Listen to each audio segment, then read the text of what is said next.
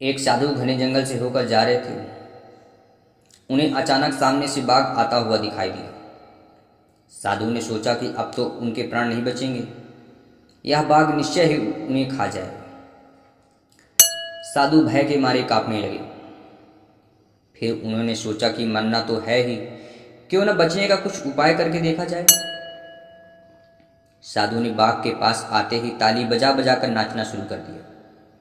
बाघ को यह देखकर बहुत ही आश्चर्य हुआ।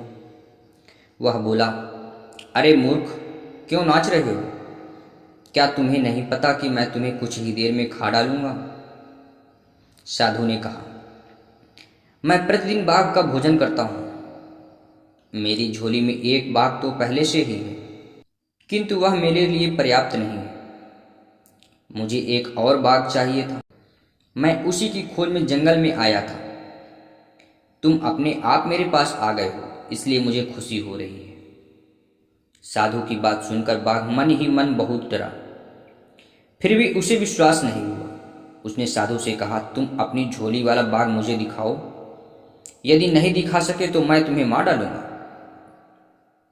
साधु ने उत्तर दिया, ठीक है, अभी दिखाता हूं। तुम जरा ठहरो, देखो, भाग मत जाना। इतना कहकर साधु ने अपनी झोली उठाई। उसकी झोली में एक शीशा था। उन्होंने शीशे को झोली के मुख के पास लाकर कहा, देखो, यह रहा पहला वाला बाघ। बाघ साधु के पास आया और उसने जैसे ही शीशे में अपना मुंह देखा, उसे शीशे में अपनी ही परछाई दिखाई दी। इसके बाद वह गुर्राया तो शीशे वाला बाघ भी गुर्राता हुआ दिखाई दिया। अब बाघ को विश्वास हो गया कि साधु की झोली में सचमुच में एक बाघ बंद है। उसने सोचा कि यहाँ से भाग जाने में ही कुशल है। वह तुरंत साधु के पास से भाग गया। वह अपने साथियों के पास पहुंचा और सब मिलकर अपने राजा के पास गए। राजा ने सब सारी घटना सुनी तो उसे बहुत क्रोध आया। वह बोला, तुम सब कायर हो। कहीं आदमी भी बाघ को खा सकता है? चलो मैं उस साधु को मजा चखाता हूं। बाघ का सरदार दूसरे बाघों के साथ साधु को खोजने चल पड़ा। इसी बीच साधु के पास एक लकड़हारा आ गया था। साधु उसे बाघ वाली घटना सुना ही रहा था, तभी बाघों का सरदार वहां पहुंच गया। जब लकड़हारे ने बहुत से बाघों को अपनी ओर आते देखा तो डर के मारे उसके हाथ पैर कांपने लगे। वह कुल्हाड़ी फेंक कर पेड़ पर चढ़ गया। साधु को पेड़ पर चढ़ना नहीं आता था। वह पेड़ के पीछे छिपकर बैठ गया। जो बाघ साधु के पास से जान बचाकर भागा था, वह अपने सरदार से बोला, देखो सरदार, सामने देखो। पहले तो एक ही साधु था, अब दूसरा भी आ गया है। एक नीचे छिप गया है और दूसरा पेड़ के ऊपर। चलो भाग चलो।